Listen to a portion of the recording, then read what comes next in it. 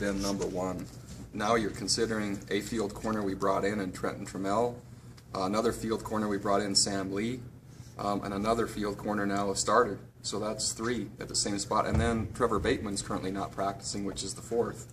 Hopefully we'll get him back. So really a unique set of circumstances right now. Hopefully we'll get Sam back, and hopefully we'll get Trevor back. How big of a concern is the depth there in the cornerback positions? Oh, only as big as we make it right now. Rob Daniel will move over to field corner. Hopefully we'll get Mike Haig back healthy, and he might be able to help us at boundary corner, and then we'll find out who our backup might be. Can you talk more about Sam Lee's health situation? Yeah, he has a back injury, and it could be to where he's ready for game one, or it could be as late as possibly game three, is what I've been told. You want a good athlete at kick return, obviously, and some measure of hindsight. Was there any pre-camp discussion in terms of cornerback thinness there about maybe limiting options or possibilities, or you just play a guy? No, there really wasn't. One of the factors that we think is really helpful to our program is where we start with the football in terms of scoring points. And so, and Jordan happened to be going into that practice, again, with no contact, not a scrimmage, not anything, which is the safest environment on grass. It was then, he was the returner based on what he had done up to camp. So he had kind of separated himself. Kalolo Utu and John Raheem Peoples have been limited. Can you update their situation? Yeah, Kalolo will let go for 2 weeks, see if he can be effective in a club, and then we'll make a decision on what his status might be. Raheem Peoples is gradually coming back. He's come back twice, re-injured at both times.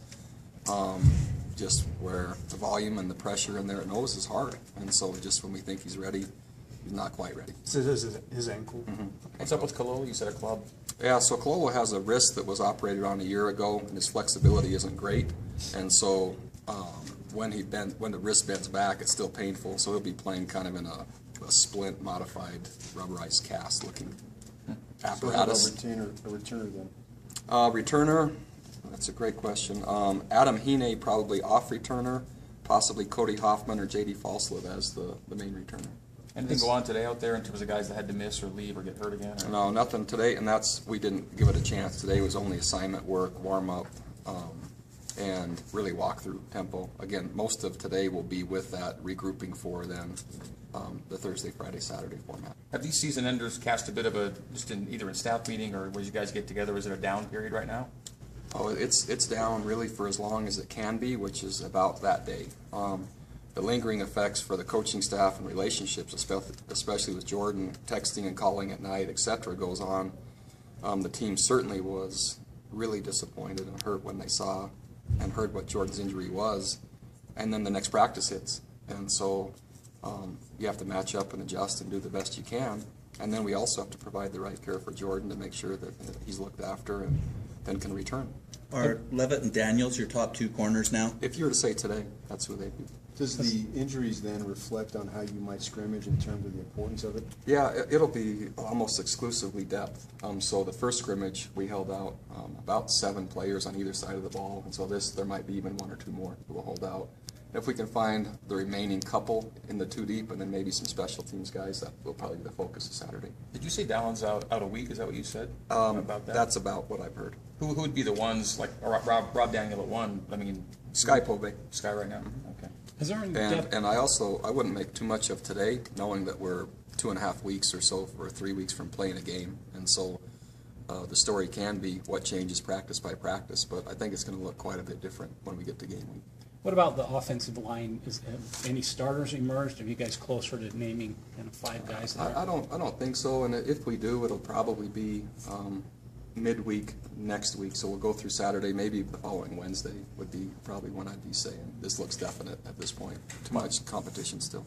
And Mike Haig tweeted that he feels like he's ready to go after a long time off. Was he back out doing more stuff? And how close he's been doing more day in and day out over the last, I would say, week.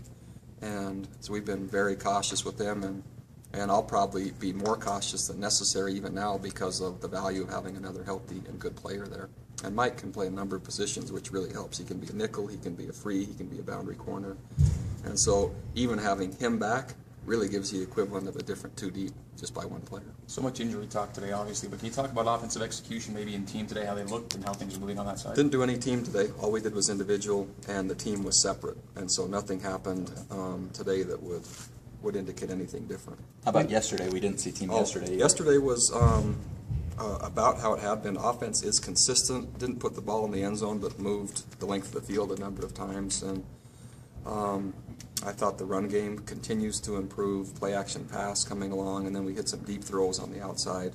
Blue zone scoring is kind of where the next, even though it's been emphasized, a ways to go, still execution there. Justin Sorensen separating at all? Any separation on kickers? It's really close still, and I would say that's going to happen all the way up maybe until game week. They're really close. When you recruited Cody Hoffman out of that small town in California, did you have any idea, any inkling that he would do what he's gone on to do? We really didn't, and I would say even maybe through year one or even year two, I mean, the consistency is so vital in the program, and that he can perform the way he has each season, that's hard to do. And so I think it's been a surprise is probably a minimalistic word for it. It's been an amazing career for him. What about his character has enabled him to thrive here?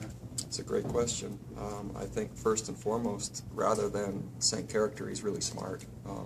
He's capable of handling the academic load. He's capable of seeing the bigger picture of this institution. He's capable of managing all those things at the same time, and then he's a good athlete as well, which allows him enough success to make sense of doing it all with football included. So he's just he's a great young man. With Tooney out, is Ethan seeing more reps at nose? Will he be rotating a bit more end nose? Really working Kololo quite a bit and Meti Taliauli, and so we'd rather keep Ethan at end if possible. And so really we're pushing Marcus Johnson hard, we're pushing Kololo Utu hard, and we're pushing Meti Taliauli hard. And then we'll kind of sort it out as we go. Marcus still the guy right now? It's close. I would say, if you had to say, yeah, but tomorrow's Thursday and it might be a different Thursday. Even with those newcomers, right? He's competing with the freshmen we're talking about. Yeah. Okay. Thanks, everybody.